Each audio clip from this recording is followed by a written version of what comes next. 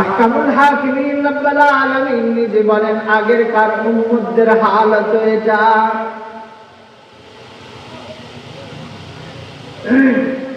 হুজুর আকরাম সাল্লাল্লাহু আলাইহি ওয়াসাল্লামের একটা হাদিস কারিমা তেলাওয়াত করেছে, ইন্নাল্লাহা ইয়ারফাউ বিহাযাল কিতাব আকওয়ামা ওয়া ইয়াদাউ বিহি আখারিন। আমি যে কিতাব নাযিল করেছি, আল্লাহ যে কিতাব নাযিল করেছে নবীর উপরে, এই কিতাবকে যারা বুকে নিবে, মানার জীবনের ভিতরে যারা নিজের কোরআনকে আঁকড়ায়া নিবে, শক্ত করে ধরবে, আল্লাহ পাক তাদেরকে রফআত ওয়ালা জিন্দেগি দান করবেন। তাদের বড়াই, তাদের সম্মান, তাদের ওয়াকার শুধু দুনিয়াতে নয় আখিরাতেও। তাদের ফালাহাত, তাদের কামিয়াবি দুনিয়াতে নয় আখিরাতেও। তারা দুনিয়ার জন্য যদিও মুকুটহীন সম্রাট, জান্নাতে পরিপূর্ণ সম্রাট। যেভাবে শেখুল ইসলাম আল্লামা আহমদ শফি রহমতুল্লাহি আলাইহি, কি জুনায়েদ বাবুনগরী রহমতুল্লাহি আলাইহি, নূর হোসেন কাসিমি রহমতুল্লাহি আলাইহি, বাংলার যে নক্ষত্র আলেমগুলা ছিল, এদের সম্মান মান সংসদের ভিতরে পর্যন্ত আলোচনা হতো। এদেরকে নিয়ে যদি কোনো এমপি, কোনো মন্ত্রী কখনো কোনো ধরনের কটূক্তি আচরণ করতো, আবার ভয়ে ভয়ে থাকতো কোন সময় কোন গজব এসে যায়।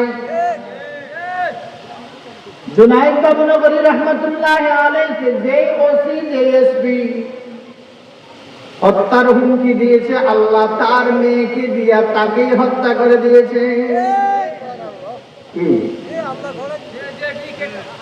আহকামুল হাকিমিন রব্বুল আলামিন এদেরকে মুকুটহীন সম্রাট বানায়। এরা জমিনের রাজা শুধু নয়, আখিরাতেরও রাজা।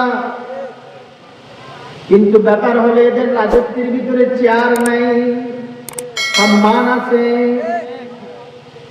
বর্তমানে সমাজের যিনি প্রধানমন্ত্রী, ইনি যদি কোনোভাবে পুলিশহীন রাস্তায় হাসে, একজন ব্যক্তিও তেনাকে সালাম দিবে না, সম্মান করবে না। কেননা তাদের চেয়ার হলো অস্ত্রের বলে, তাদের চেয়ার হলো কর্তৃত্বের বলে। কিন্তু আল্লাহর রহম ও ইজ্জতের ওয়াকারে তিনাদের চেয়ার নয়, তিনাদের চেয়ারের ভিতরে গজব রহমত নাই। রহমত আছে? রহমতের চেয়ার সেটাকে বলা হয় যে চেয়ারের ভিতরে বসে কোরআনের কথা বলা যায়। যেই চেয়ারে বসার পরে দুনিয়ার কোনো দালালি চলে না, আমেরিকার দালালি চলে না, রামায়ণের দালালি চলে না, কালীর দালালি চলে না।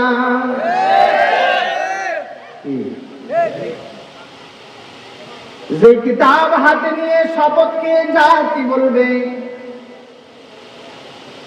যে আমি মোদির কোনো কথা মেনে দেশে চালাইতে পারবো না, দেশ চালাইতে পারবো না, কোন ইহুদির হাতে হাত দিয়ে আমি দেশের ইজ্জত ওয়াকার নষ্ট করতে পারবো না। কেননা এই দেশকে মুসলিম দেশ বলা হয়। বাংলাদেশ মুসলিম রাজ্য, কিন্তু ইন্ডিয়া, হিন্দুস্তান হিন্দু রাজ্য। কোন রাজ্য? আপনারা বুঝতেছেন কথা? সবাই বুঝতেছেন? তাইলে বাংলাদেশ হিন্দু রাজ্য, সবাই বলো না? তাইলে বলুন তো আপনার দুর্গা পূজায় কেন মুসলমানরা যান? যান না? যান, বুড়ায় যায় না, কিন্তু যুবক তো যায়। কোরআনে কারীমকে পিঠ দেওয়ার সুযোগ নেই। যারা পিঠ দিবে আহকামুল হাকিমিন তাদের দিল শক্ত করে দিবে, তাদের দিল জোর দিবে। আপনাদের মন আবার বিঘ্ন হয়ে গেছে। এই যে যুবকরা, পিছনের ভাইয়ারা, আমরা একটা উদ্দেশ্যে বসছি, আমাদেরকে একটু কনফিডেন্ট প্রস্তাব সুযোগ দাও। হ্যাঁ, বলবে। আরে সামনে এগিয়ে দেয়। একটু খালি খালি জায়গাটা পূরণ করে বসেন। সামনে যুবক ভাইয়ারা সামনে এসো, সামনে এসো। মাশাআল্লাহ, মাশাআল্লাহ, মাশাআল্লাহ, মাশাআল্লাহ। আল্লাহর নোয়াখালীর মানুষ বড় চমৎকার। বসে যান, বসে যান, বসে যান। সাধারণ প্রয়োজনে কেউ উঠবেন না। আমি একটা গন্তব্য আপনাদেরকে নিয়ে যাব, আপনারা সেই গন্তব্যে যেতে প্রস্তুত আছেন ইনশাআল্লাহ? সবাই তো বললো না, বলো বলো, আবার বলেন। কারা কারা প্রস্তুত ইনশাআল্লাহ? মাশাআল্লাহ, আল্লাহ সবাইকে কবুল করেন। ছোট ভাইয়া নিচে বসো, নিচে সরো, সরো। আব্বু তুমি উপরে বসো, তুমি মাঝে অসুস্থ। আল্লাহ,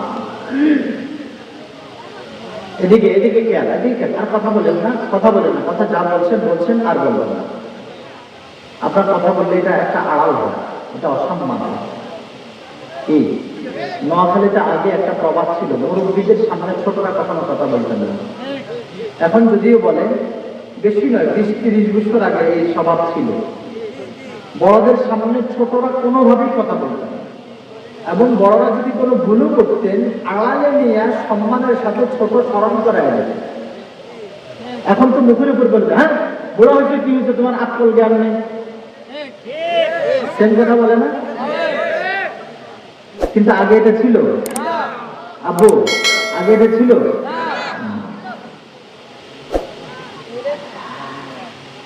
আহকামুল হাকিমিন রব্বুল আলামিন আপনাকে আমাকে স্মরণ করায় দেওয়ার জন্য আয়াতে কারিমা তিলাওয়াত করেন, আয়াত নাযিল করেছেন। ثم قست قلوبكم من بعد ذلك فهي كالحجار আগেরকার জমিনের উম্মতেরা, বনি ইসরাইল গোষ্ঠীরা, আপনারা এখন হাঁটাহাঁটি করতেছেন, এটা খুব খারাপ। আপনাদের খেয়াল ব্যতিক্রমণ আমি বলতে পারবো না, এটা আমার অযোগ্যতা, আমি পারি না। আপনার যোগ্য মানুষ, কিন্তু আমি কি পারি না, এটা আমার অযোগ্যতা। তো রব বলেন, সুম্মা কাসাত কুলুবুকুম মিন বাদি যালিকা ফাহিয়া কাল হিজার। এক জাতি ছিল তাওরাত কি পিস দিয়েছে, আরেক জাতি জবুর কি পিস দিয়েছে, আরেক জাতি ইনজিল কি পিস দিয়েছে। যেভাবে আপনার আমার মধ্যে থেকেও কিছু জামাত কিয়ামতের দিন উঠবে, তারা রবের কাছে বলবে, ক্বালা রাব্বি লিমা হাশারতানি আ'মা ওয়া ক্বাদ কুনতু বাসীরা। قال أتتك آياتنا فنسيتها وكذلك اليوم تنسى।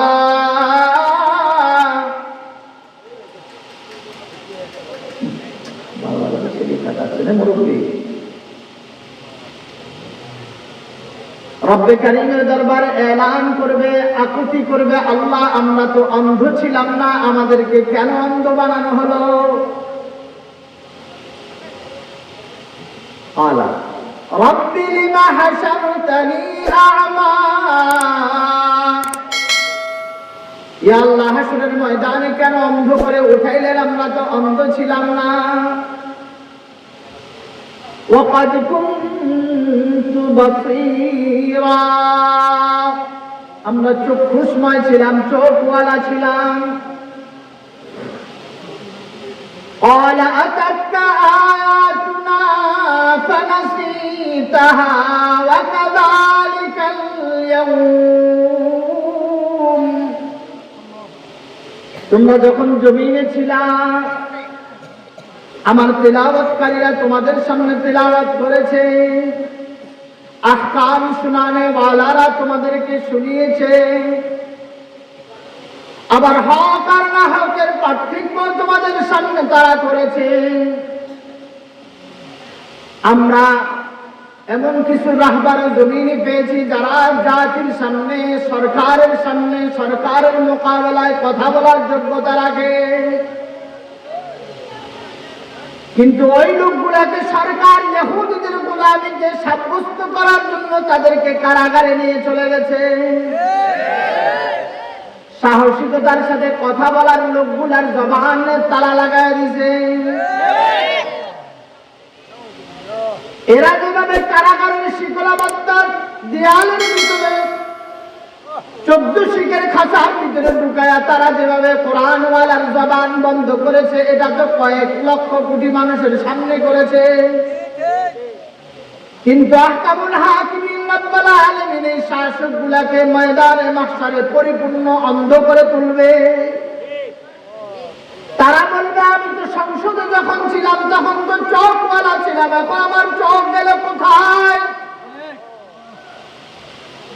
আহকামুল হাকিমিন রব্বুল আলামিন এই জালেমগুলোকে স্মরণ করা দেওয়ার জন্য বলবে, قال أتتك آياتنا فنسيتها। আমার এই কোরআনওয়ালারা যখন তোমাদের সংসদের অশোভনীয় আচরণ করতে তোমাদেরকে ধরায় দিত, যেমন কিছুদিন আগে ব্যাঙের ডাক, ব্যাঙের শিক্ষা, ব্যাঙের সব শিখায়, এখন আবার পর্নোগ্রাফি শিখায়, এখন আবার পুরুষকে মহিলা বানায় শিখায়, ট্রান্সজেন্ডার সহ হাজার হাজার বদ্দিন ইহুদিদের চক্রান্ত যখন বই আছে। কিছুদিন আগে প্রকাশ পেয়েছিল তারা বানরের সন্তান। আমরা ইনশাআল্লাহ এবং আলহামদুলিল্লাহ বানরের সন্তান নয়, বানরের সন্তান। আপনার আমার আব্বা কি বানর, হনুমান, বান্দর, শিয়াল, কুত্তা? বরং তাদের বাবা কুত্তা, তারা কুত্তার ছেলে কুত্তা। তাদের বাবা কুত্তা, তারা কুত্তার মেয়ে কুত্তি। তাদের বাবা শুকর, তারা শুকুরের ঘরের শুকুরনি। আমরা বাপ সূত্রে মানুষের সন্তান, আমরা বাপ সূত্রে হনুমানের সন্তান নয়। আমার রাষ্ট্রপ্রধানের মস্তদে থাকা অবস্থা আমার এমপি এটা করবে, এটা হতে পারে না, মানে এটা আমার ইশারা। আমি প্রধানের ইশারা না হলে কখনো আমার এমপি, আমার মন্ত্রী বইয়ের ভিতরে লেখায় পরিবর্তন আনতে পারে না। যখন এই পরিবর্তন আনছে মানি সে অবিশ্বাসে বানরের সাথে সেও সহমত, বানরের সাথে সেও। ওই এমপির যেভাবে পিতার নাম বানর, মাতার নাম বানরনি, ইনারও পিতার নাম বানর, মাতার নাম বানরনি। কিন্তু আপনার আমার পিতার নাম বানর, আম্মার নাম বানরনি।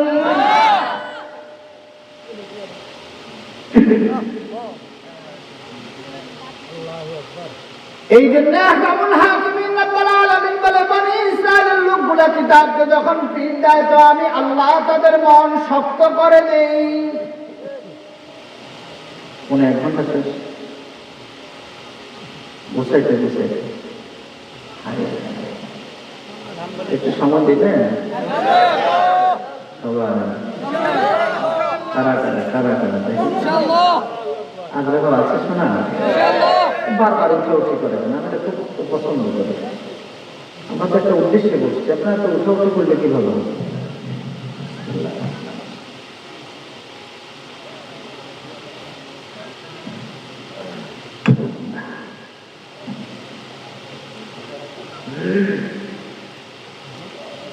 একটু সময় দেবেন তো? কথাগুলো বুঝতেছেন আমার?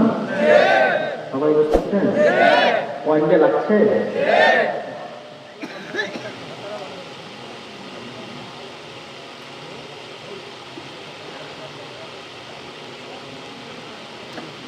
তাইলে আহকামুল হাকিমিন রব্বুল আলামিন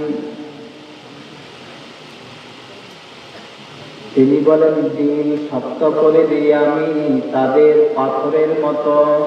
কিসের মতো? আপনাদের এলাকার পাথর নরম?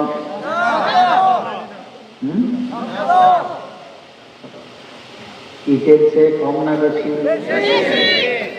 মাটির চেয়ে ইট নরম না ইট শক্ত? ইটের চেয়ে পাথর? আল্লাহ বলেন আও আশাদ্দু কাসওয়া, আমি আল্লাহ পাক তাদের অন্তরকে পাথরের চেয়েও শক্ত বানিয়ে দিই। বলেন নাউযুবিল্লাহ। তাদের অন্তর যারা কিতাবকে পিঠ দেয়, যারা কিতাবকে পিঠ দেয়, পিঠ দেওয়ার একটা হলো কিতাব না মানা, আর একটা হলো কিতাব না পড়া, আর একটা হলো কিতাব মানার জন্য যারা বলে তাদেরকে মোহাব্বত না করা। মোহাব্বত, যারা কোরআন এবং হাদিস ভিত্তিক কথা বলে তাদের দুশমন সাজা। তাদের